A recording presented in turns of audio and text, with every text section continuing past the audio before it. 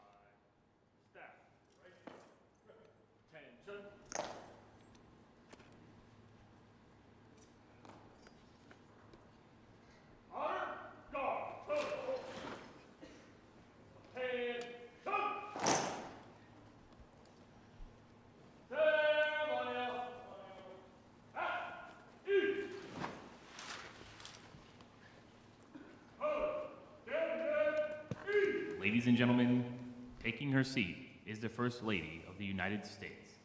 Dr. Jill Biden.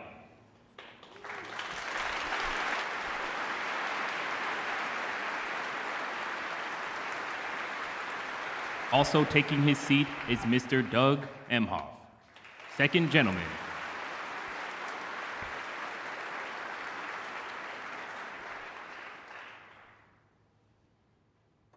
Now taking her seat is Mrs. Charlene Austin.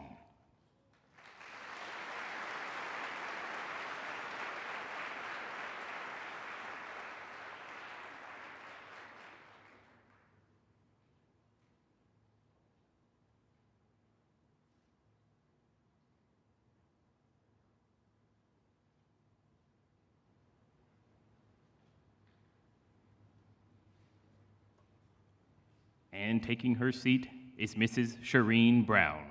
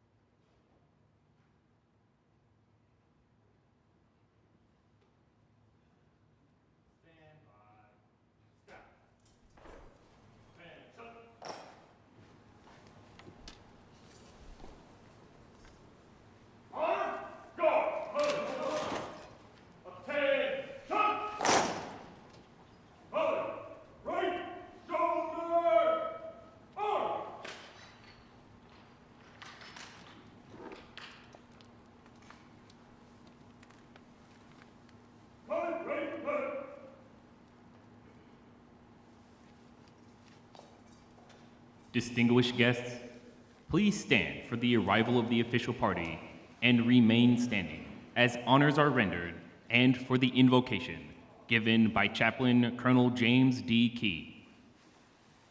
Taking their positions on the reviewing stand are the hosts for today's ceremony, the Honorable Lloyd J. Austin III, the 28th Secretary of Defense, accompanied by the 21st Chairman of the Joint Chiefs of Staff, General Charles Q. Brown, Jr. Distinguished guests, the Vice President of the United States, Kamala Harris.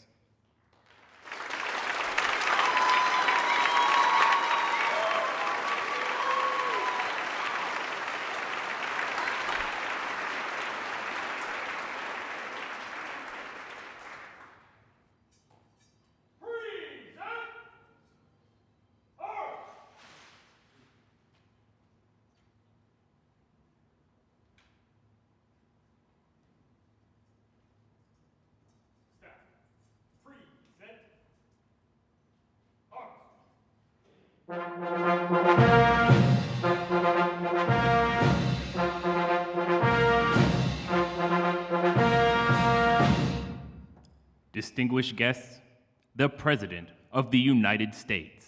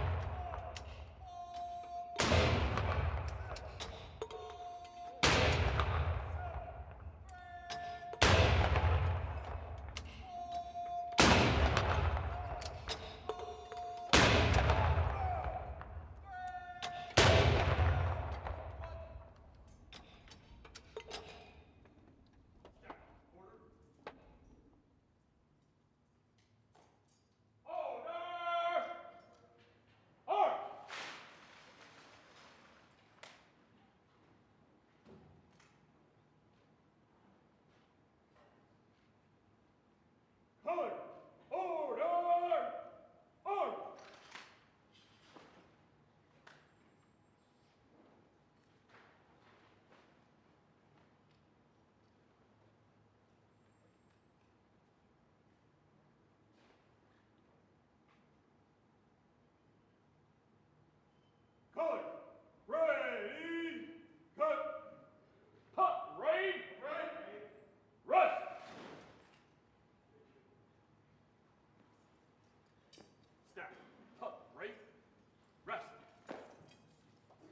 Distinguished guests, Chaplain Key. Let us all pause and bow our heads and close our eyes for a word of prayer. Morning by morning, new mercies I see, all I have needed, thy hand hath provided. Great is thy faithfulness, Lord, unto me. Dear God, we pause right now and ask that you bless today's farewell tribute for President Joseph Biden. His 50 years of dedicated public service work is an example of what it means to be the keeper of the flame. His unshakable commitment and loyalty to our great nation has not gone unnoticed. His selfless service has allowed him to work faithfully during moments of joy and challenge. Over the years, he has adapted to many changes and sacrificed personal time when duty called. And so, dear God, on this day, please keep President Biden and his family under your influence. If you will, dispatch an angel from heaven to protect the family from hurt, harm, and danger. And during moments of uncertainty or stormy weather, remind them that you surely can and you surely will. Remind them that where you lead, you provide. And finally, dear God, compel all of us here today to be thankful for what has been and grateful for what has yet to be. For it is in your mighty and liberating and holy name we pray. And we all say together on this great day, amen and amen.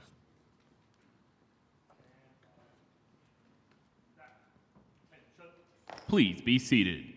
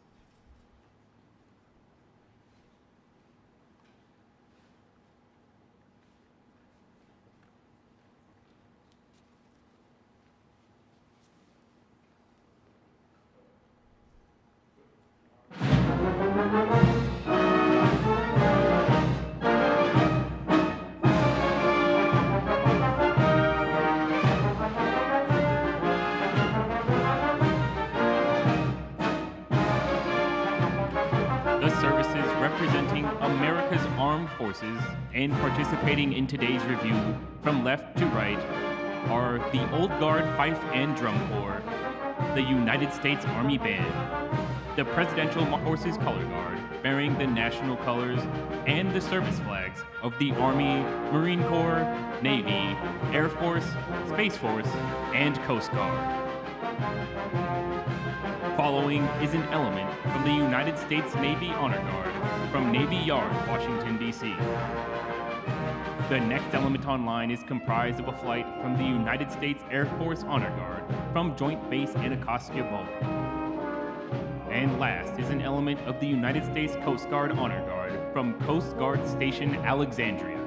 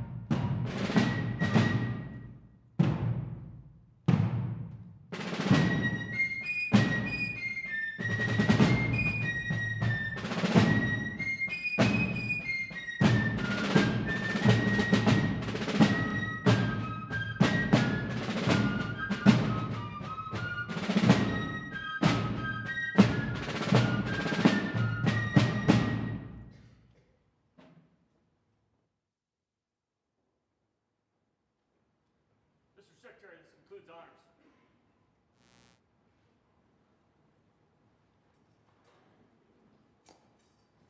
Post the staff. Staff, right? Face.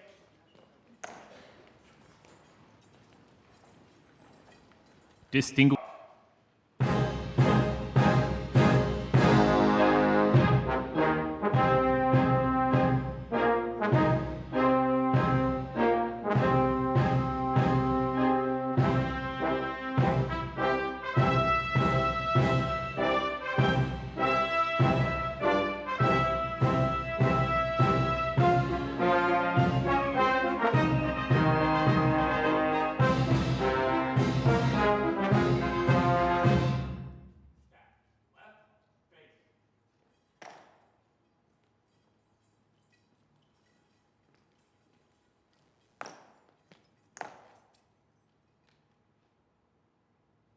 Sir, colors are present.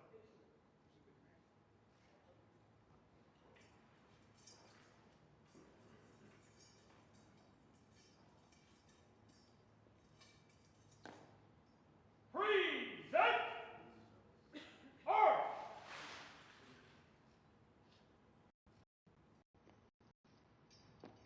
Detachment. Present. Arms.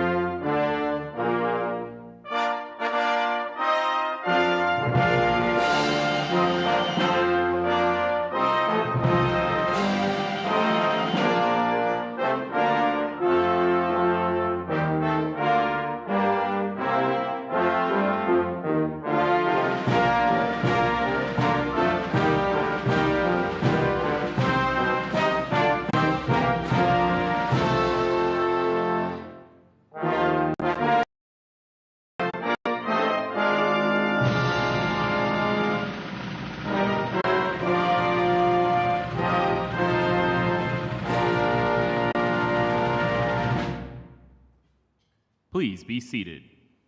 Detachment. Order. Arms.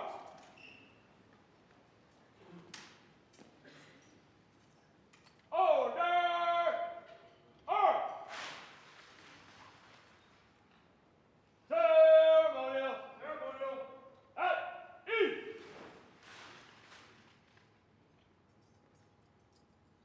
Staff. Ceremonial. At ease.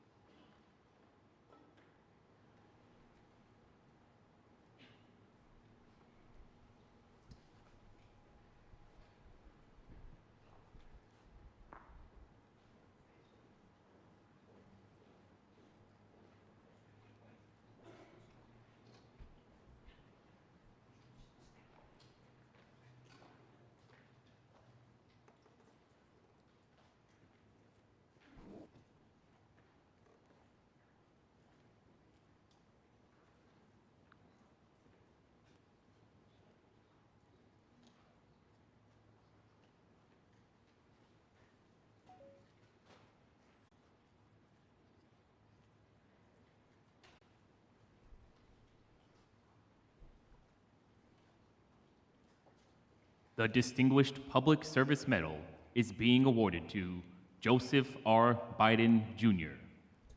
President Joseph R. Biden, Jr. is recognized for distinguished public service as the 46th President of the United States from January 2021 to January 2025.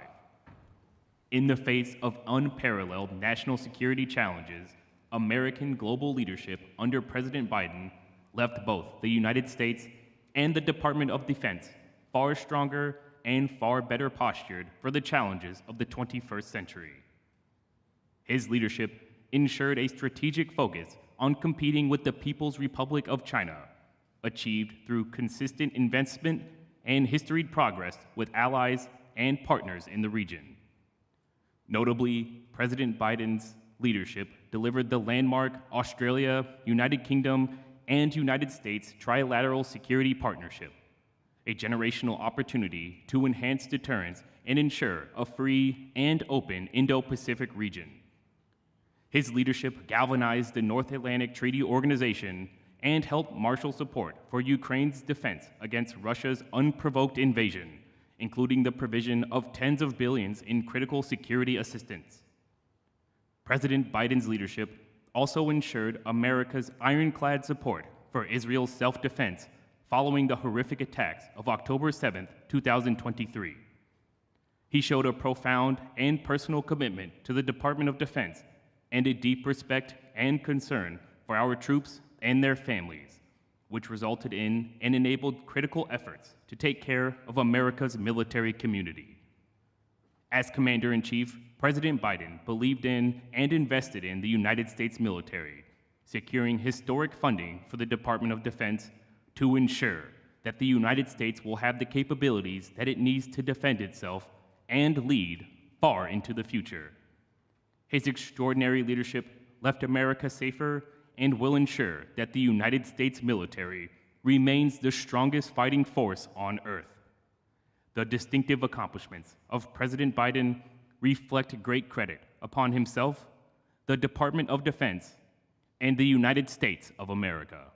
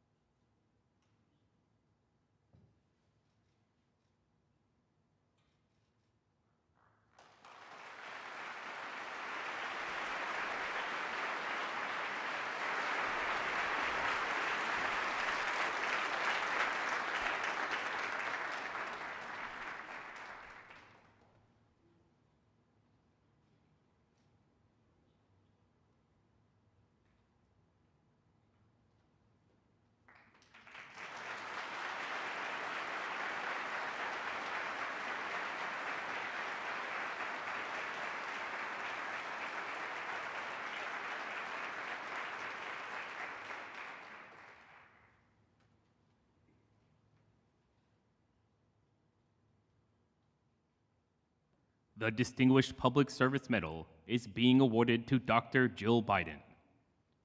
Dr. Jill Biden is recognized for distinguished public service in support of members of the United States Armed Forces from January 2021 to January 2025. As the First Lady of the United States of America, Dr. Biden brought a lifetime of personal experience, determination, and selfless service to institutionalize a range of key programs and policies benefiting service members, veterans, families, caregivers, and survivors.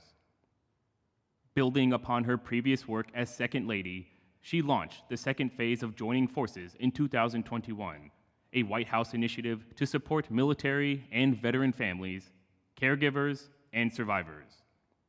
Through Joining Forces, Dr. Biden led policy efforts focused on supporting military family employment and entrepreneurship, military child education, and military family health and well-being. This was accomplished through interagency collaboration, working directly with service members, veterans, and family members, and linking arms with the nonprofit community. She strengthened the economic security of our military families to include enabling military spouses who are federal employees teleworking overseas access to safer and more secure working and living environments. With personal expertise and passion, Dr. Biden supported the academic achievement of military children by enhancing awareness of the unique needs of military children, specifically military children with disabilities and their families. She also called urgent attention to critical quality of life issues and worked with non-governmental organizations to ensure that all service members, veterans, and their families have the tools they need to succeed. Through joining forces, Dr. Biden inspired, educated, and sparked action from all sectors of society to ensure service members, veterans, and their families have the support they have earned and deserve. The distinctive accomplishments of Dr. Biden reflect great credit upon herself, the Department of Defense, and the United States of America.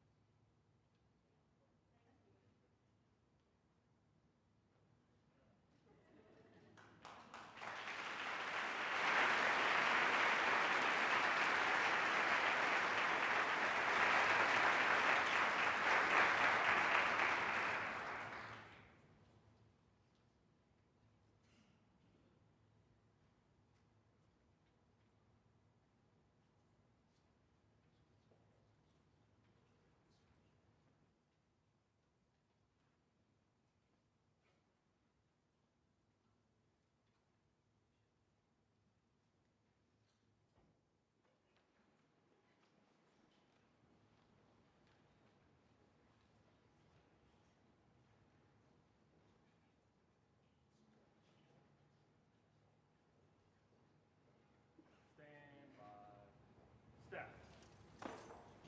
Attention.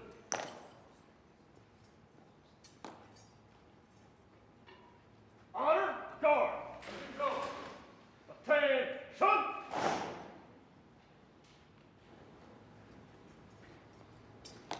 Distinguished guests, please stand for the posting of the colors.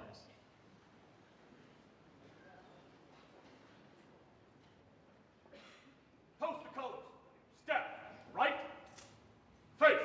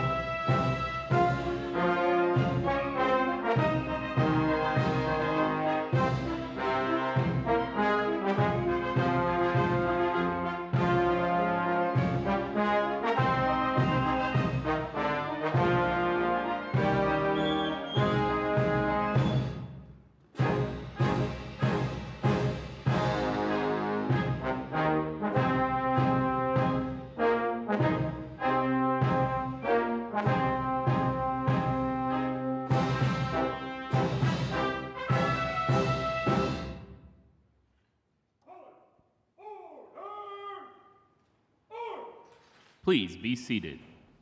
Step. Left. Face.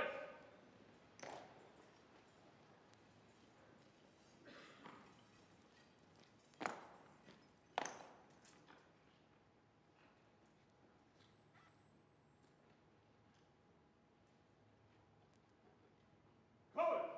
Ready. Cut. Ceremonial. At east. Colors. Standing at east. Step. Ceremonial. At east.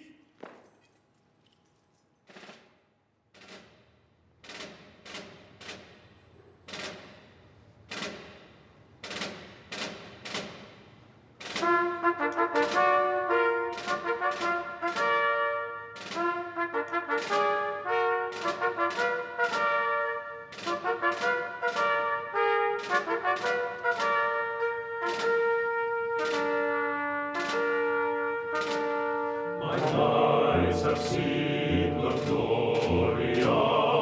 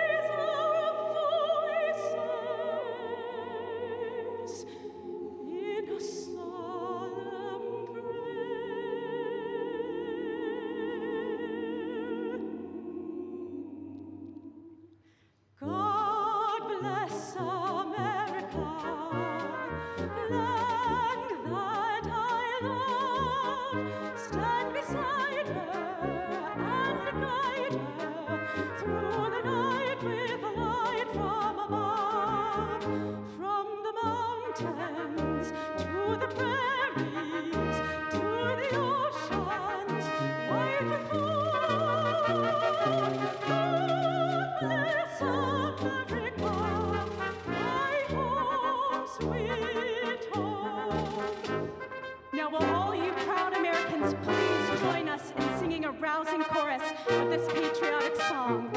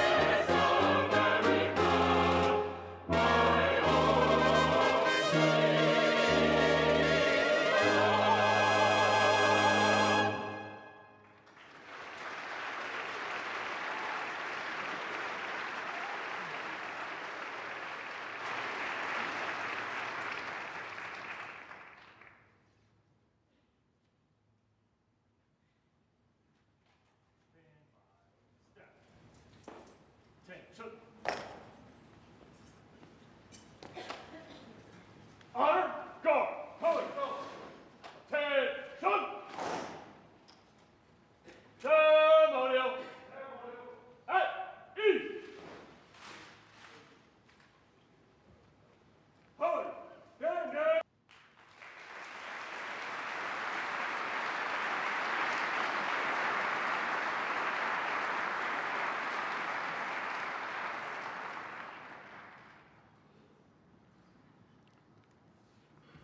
Well, good afternoon. That is a very, very tough act to follow. Now, today we gather to honor and say farewell to our Commander-in-Chief, a man who has dedicated his life in service of our nation, a man who for over 50 years has fought for those who serve in uniform, fought to prepare our military for the challenges they face defending our nation, whether forward deployed or back at home. He fought as a senator from Delaware to ensure our service members, veterans, and their families were taken care of. He fought as vice president for stronger Veterans Affairs programs and more support for service members transitioning back to civilian life. And as our president, he continued to fight, lead our nation through an uncertain and dynamic geostrategic environment, while strengthening our force to protect our future. Mr. President, Dr. Biden, Madam Vice President, Commissioner Inhofe, government and elected officials, civic leaders, Department of Defense leadership, general flag officers, senior enlisted leaders, and distinguished guests, welcome and thank you for being here. President Biden's work with Congress on bipartisan legislation has set our military on a course to confront the threats of tomorrow, to ensure our warfighters are ready when the nation calls. He supported significant investments in shipbuilding to modernize and expand our naval fleet. We are on track to increase the number and lethality of our fighters and bombers and expand our space domain capabilities. We are now on a trajectory to increase long-range fires, implement next-generation combat vehicles, and improve air and missile defense.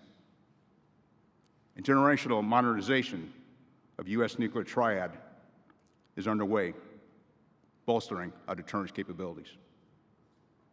And we're on a pathway has been set to streamline adopting emerging technologies, such as artificial intelligence, quantum computing, and uncrewed systems into our fighting force.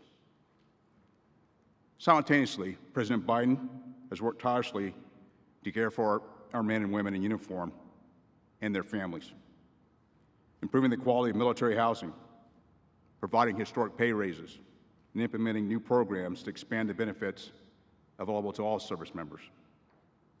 I'd also like to recognize the incredible work of Dr. Joe Biden. She has done what she has done with Joining Forces Initiative, supporting service members, veterans, caregivers, and their families. As our Commander-in-Chief, President Biden has fought for our military time and time again. Today's ceremony is just a small, small token of our appreciation. So thank you, Mr. President, for all you have done for this nation and its military. Your unwavering commitment to the strengthening of our force and the welfare of our service members, veterans, and families stands as a testament to the deep responsibility you have carried throughout your service. On a personal note, I want to thank you for the trust and confidence you placed in me as the 21st Chairman of the Joint Chiefs of Staff. It's truly an honor to serve our nation and have this opportunity to lead the Joint Force. Mr. President, your lifetime of selfless service, your unwavering commitment to those that answer our nation's call, and your leadership as our Commander-in-Chief has profoundly shaped our nation. To paraphrase 2 Timothy chapter 4, verse 7, you have fought the good fight, you have finished the race, and you have kept the faith.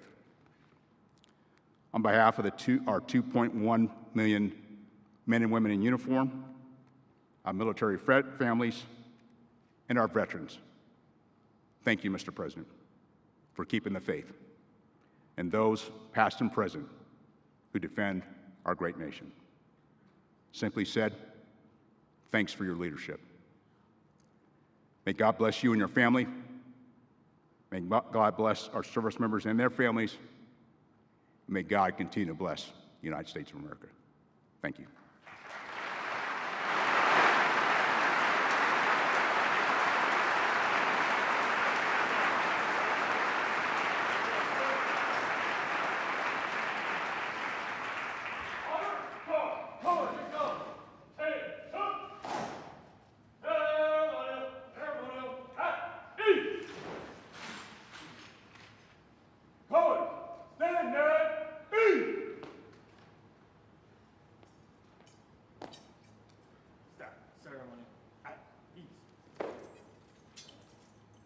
Distinguished guests, Secretary Austin.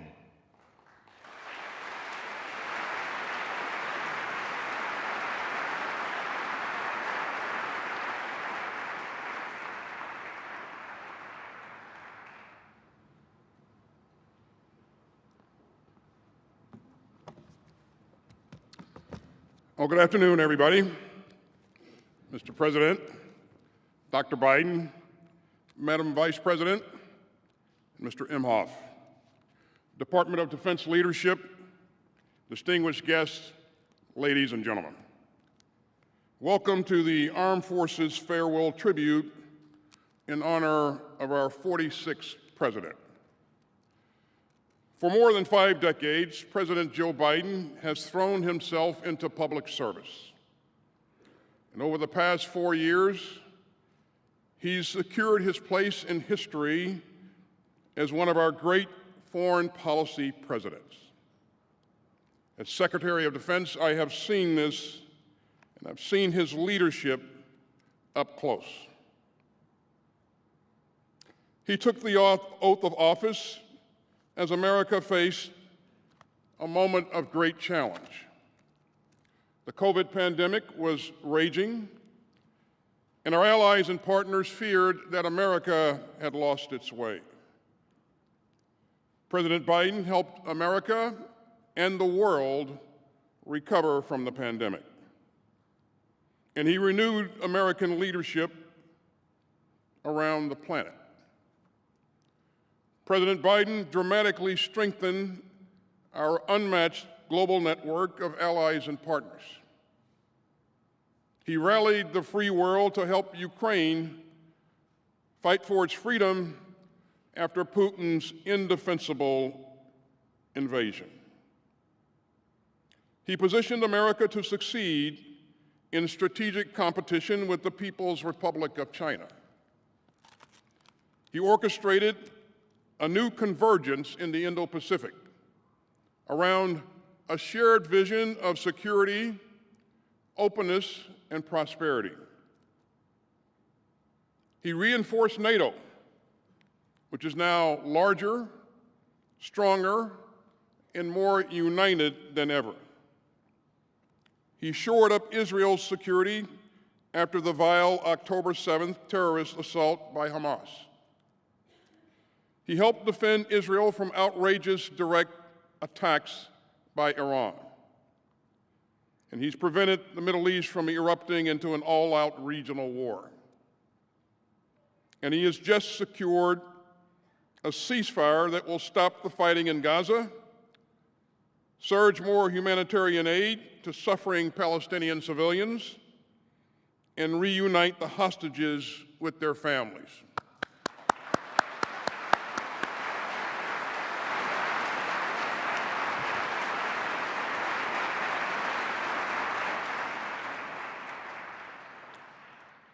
In Afghanistan, he ended America's longest war, one that spanned 4 presidents, and he refused to hand it over to one more. And he has always understood that the power of our example counts for more than the example of our power. President Biden showed the world the strength and the resolve that only a democracy can muster. Now, as I said, his leadership is rooted in his decades of expertise. President Biden processes policy at graduate levels. And I learned quickly that whenever I went over to the White House, I needed to be prepared to dive deep on key issues, because inevitably, the president will send a question your way. And he'll ask something that takes it to the next level. He insists on hearing a range of views, and he's not afraid of making the big decisions.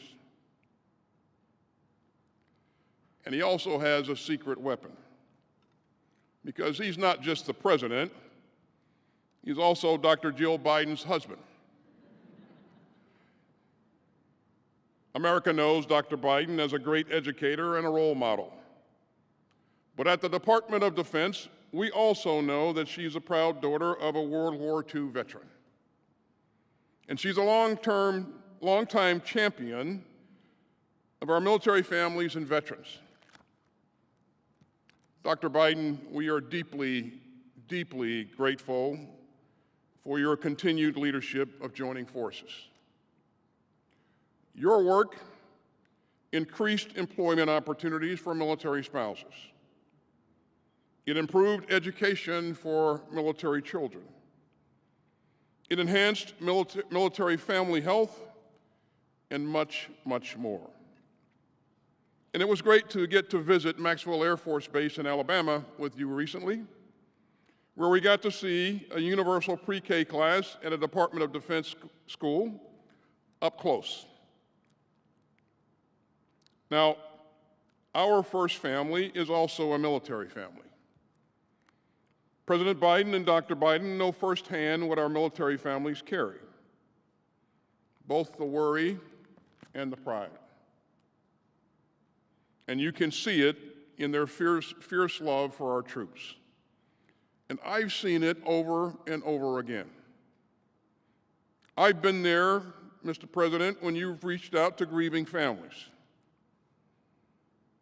I've seen you focus your entire being on a service member, a military spouse, or a military child. And by the way, nobody is going to stop Joe Biden from wading into a crowd of troops. He loves to grab a service member's cell phone and call a stunned loved one. And of course, everyone gets a selfie. Mr. President, that's just who you are. You've pushed hard to make life easier for our troops and their families. Base pay for our troops is up almost 10% since you were sworn in. We're expanding access to affordable child care. And we're doing far more to help military spouses excel in their own careers. President Biden has also worked hard with Congress to invest in America's future. The department's budget last year was $100 billion more than in his first year. And that will help keep our United States military the strongest fighting force on earth. Now, President Biden always ends his speeches the same way, with the same 5 words. He always says, "May God protect our troops." And he means every word, every time. Mr. President, it has been an honor to serve with you. And I hope that future presidents and secretaries of defense will enjoy similar relationships of trust, candor, and friendship. Our entire department stands together today. We salute your service to the republic that we defend. And we are deeply, deeply grateful for your love of our troops. Thank you, Mr. President and Dr. Biden. May God bless you and your family, and may God continue to bless the United States of America. Ladies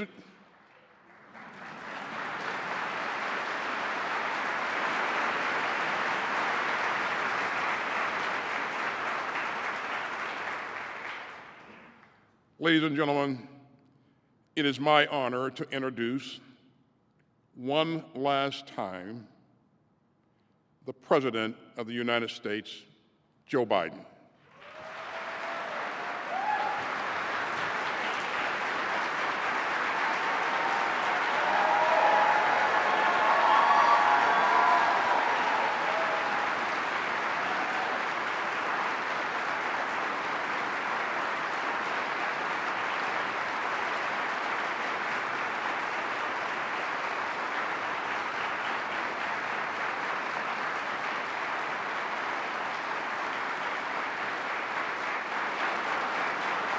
Thank you.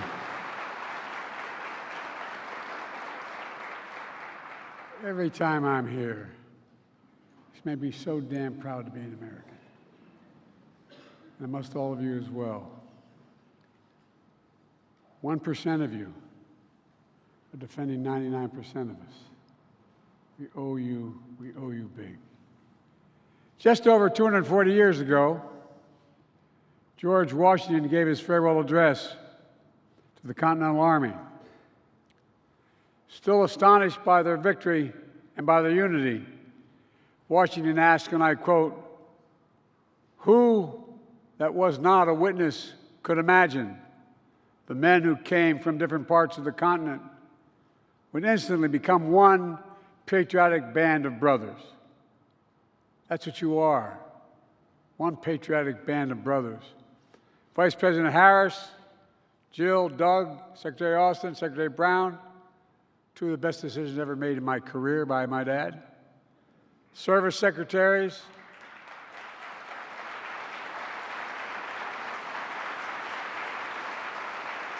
members of Congress, and most importantly, this patriotic band of service members before me.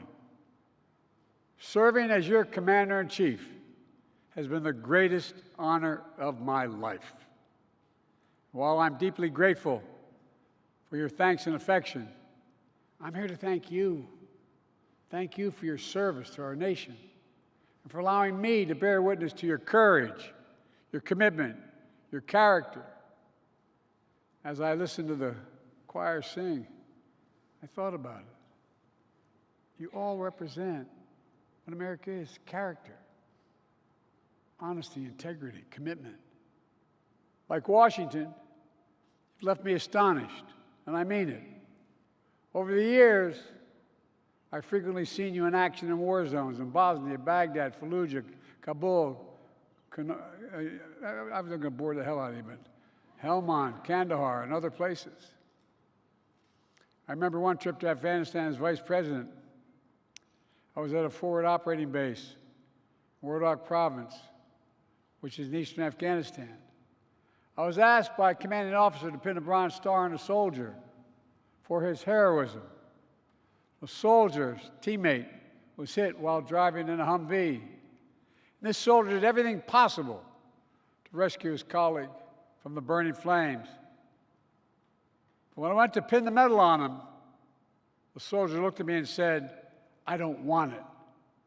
I don't want it. He died. I don't want it." And in that moment, all I could think about was the incredible courage and humility and moral compass that this soldier had, that all of you have. This is not hyperbole. You are simply the greatest fighting force in the history of the world. In the history of the world. That's a fact. That's not hyperbole, that's a fact. And there's never been a time in history when we've asked our military to do so many different things, so many places, all at the same time. And I want to be clear, you've done all these missions with strength, and maybe even importantly, with integrity. When I ask you to end our nation's longest war, it rose to the occasion, evacuating Americans, allies, and our Afghan partners, accomplishing the largest airlift in military history, and ending a war with the same courage that defined American service in Afghanistan for over 20 years. I believe history will reflect it was the right thing to do, but I know it was hard. After decades of losing your brothers and sisters, including the withdrawal, the pain was still real. And it was for me as well. Every day I still carry, every single day. It's my schedule. On the back of the schedule, every single day, at the top since I've been here, it says daily U.S. troops in Afghanistan. U.S. troops have died in Afghanistan. 2,465. Not over 2,000, 2,465. Troops wounded. 20,769. And every day we'll honor their sacrifice for continuing the mission for which they gave their lives. Fighting terrorism, defending our homeland, and protecting the American people. 6 months after that war ended, when Russia began its largest war in Europe since World War II, I asked you to help defend Ukraine. You didn't hesitate. You kept Ukraine in the fight, trained Ukrainian soldiers and pilots, troops, bolstered NATO's eastern flank, and above all, you showed the world America stands up for freedom, stands with our friends. America stands strong with our allies. We never bend down. We bend down to no one, certainly not Putin. And now, nearly 3 years later, Putin has failed to take Kyiv, failed to make large territorial gains, and failed to break NATO. As a matter of fact, when I spoke to him on the phone, he talked about he wanted us to be the Finland of Europe. And I pointed out to him at the time, for real, that you're not only get the Finland of Europe, you're going to get the Finlandization, not of Europe. You're going to see Europe joining NATO, Finland joining NATO, Sweden joining NATO. And America's watch, dictators do not get to do whatever the hell they want. Then following Hamas's terrorism on October the 7th, I asked you to, excuse my back, by the way. My mother would be very upset. I asked you to deploy to the Middle East. Again, you stepped up, pulling long nights and long deployments to weaken Hamas, to defend Israel against unprecedented attacks on Iran. Imagine had we not. If we don't lead the world, who will lead the world? Who? And twice, you stood up to the attacks by the Houthis in the Red Sea. Last year, I spoke with the women and men aboard the destroyer that took down the first Houthi attacks. It was the USS Carney. And I want you to tell you all what I told them. We owe you. We owe you. And back in May, yesterday I proud to announce a ceasefire, the hostage deal between Israel and Hamas. The road to that deal was not easy. It was 8 months ago I laid down the elements of that deal in May, embraced by countries around the world, because they know we say what we mean, endorsed overwhelmingly by the UN Security Council. It's taken 8 months of nonstop, relentless effort from my administration to get it done. But because of you, all of you standing behind me, because of you, because of so many diplomats and defense professionals, we kept the pressure on Hamas. And we got it done. We got it done.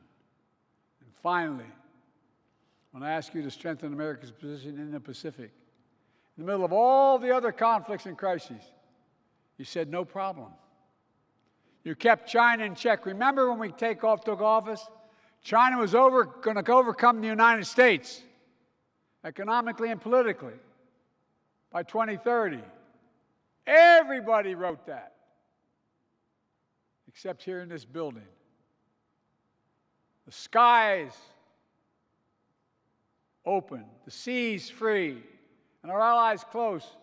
You established our first trilateral defense partnership with Australia and the United Kingdom. Our first trilateral partnership that we said couldn't get done with Japan and the Philippines. And our first trilateral partnership between Japan and South Korea. Remember that? Camp David that said we couldn't do it. It wasn't me. It was America. We did it. That's what America does. And people know America's acting out of character. Our nation is so much, and so many others. Our nation has asked so much, so many others as well.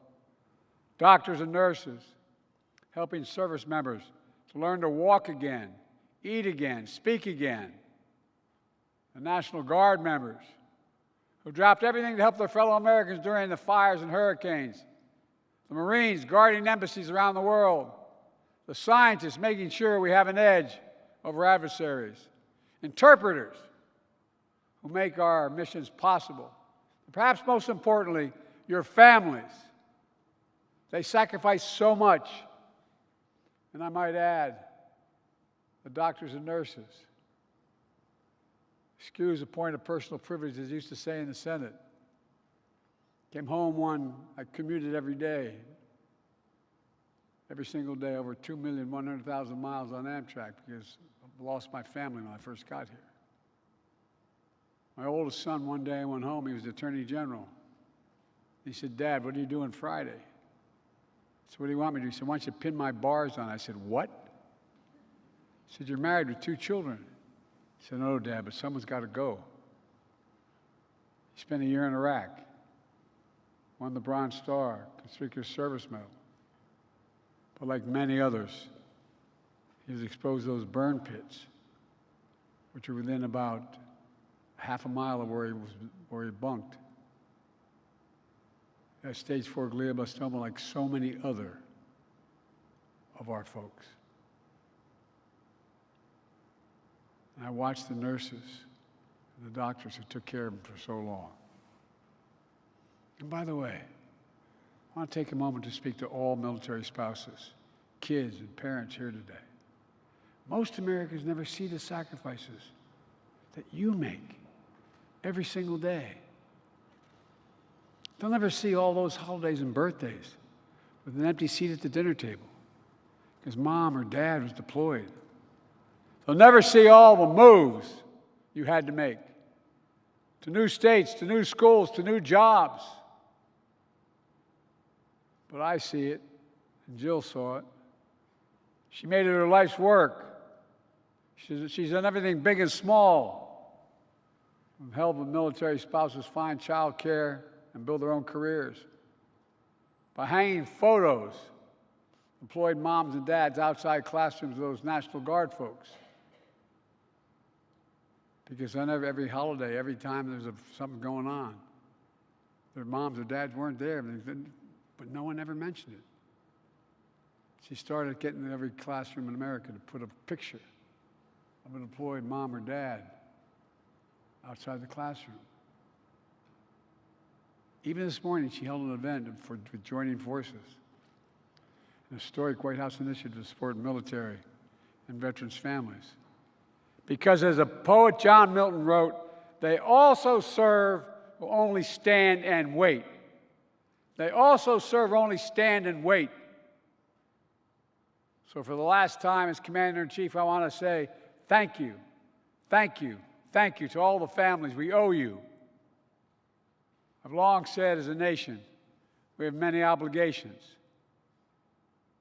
But I said we only have one truly sacred obligation. That's to prepare those we send into harm's way and care for them and their families when they come home and when they don't. Over the last 4 years, Kamala and I have worked to make good that obligation. We passed more than 40 bipartisan laws to support you, including something that I felt so strongly about, the passage of the PACT Act. We drafted that law and we passed it. Now it's already helped over 1 million service members and their survivors, their children, their access, everything from college to health care. These people were exposed to toxins. In my generation to Agent Orange, my son's generation to burn pits. But we had to prove that what you had, with your disease, all the brain damage, all the brain cancers, were a direct consequence of those toxins or Agent Orange. But we changed that. And I want to publicly thank the 9/11 Commission, all those folks, all those firefighters who were so badly, badly damaged because of the fumes and the toxins associated with the 9/11. And those of you who are the Vietnam generation, finally, all you had to prove is that stuff dropped on you, and it didn't cause. They didn't have to prove beyond a reasonable doubt it caused your disease. Just state the fact and you're covered. We've invested over $1 trillion in our defense industry base. In real dollars, that's more than America did in any 4-year period during the Cold War. We also invested record resources to fight the scourge of military suicide. No more calling and saying, my husband needs help. He needs help. Get an answer. We brought veterans' homelessness to record lows. Made historic changes in the military justice system, which has reduced the rates of sexual assault for the first time in nearly a decade. We ended the ban on transgender service. We took landmark steps to create more economic opportunities for military spouses. We expanded opportunities for women in combat roles. And I'm proud to have appointed the first woman as a service chief in the history of this country. Clap for that, folks, because she deserves it.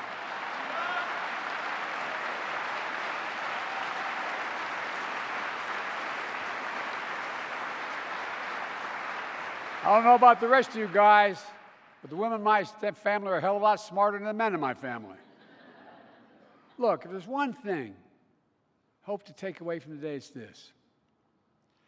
This is not hyperbole. You're truly the finest fighting force in the history of the world.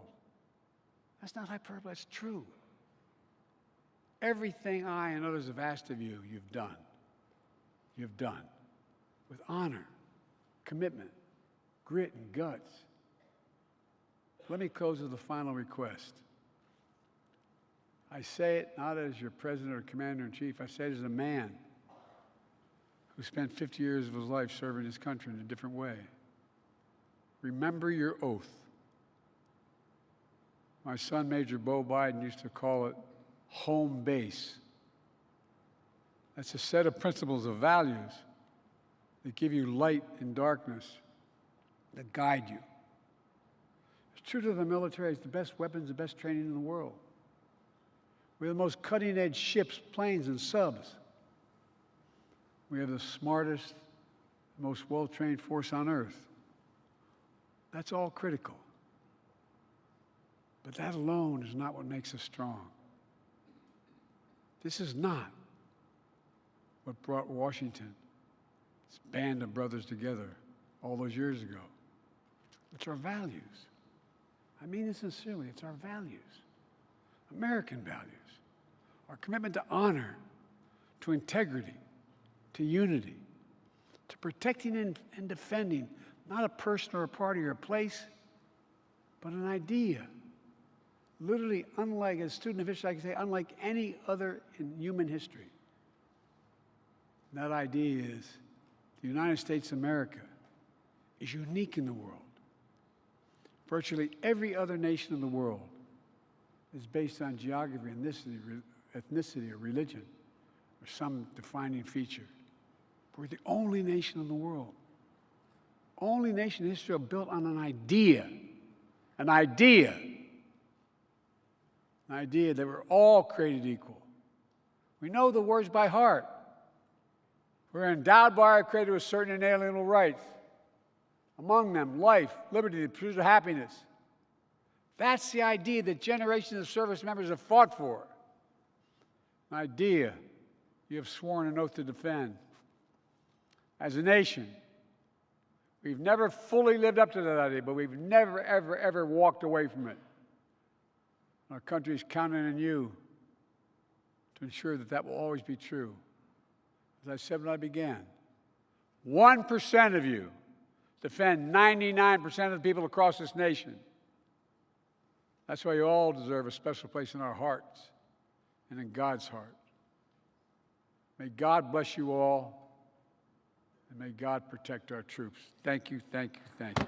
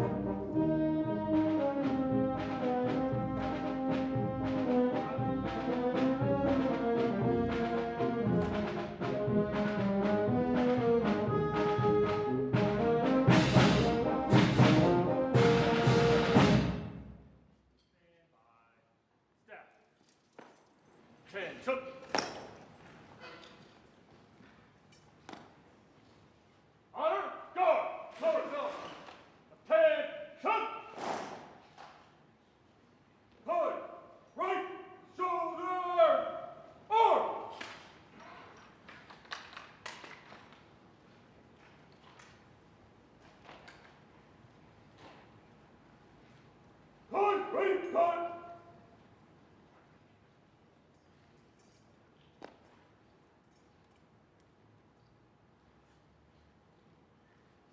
Pass and review. Honor guard.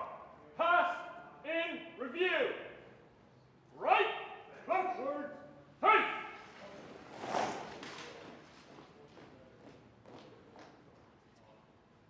Right shoulder. Right wheel. Arm.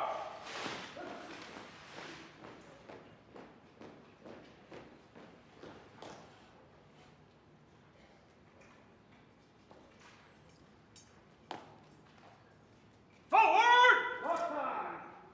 March.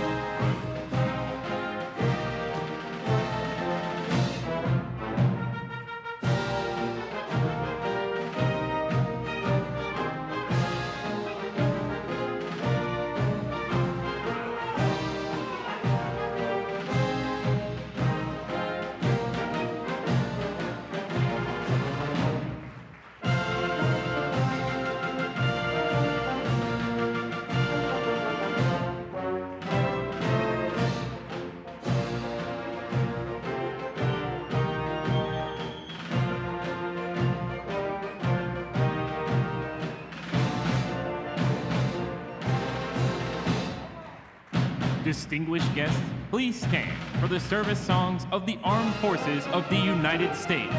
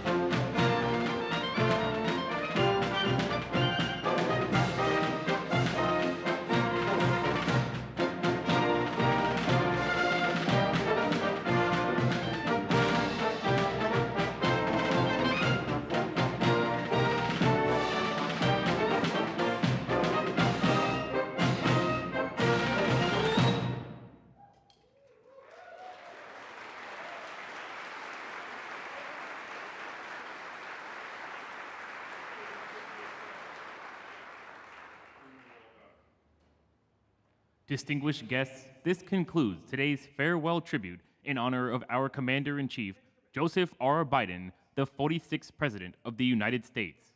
Please remain at your seats for the departure of the official party.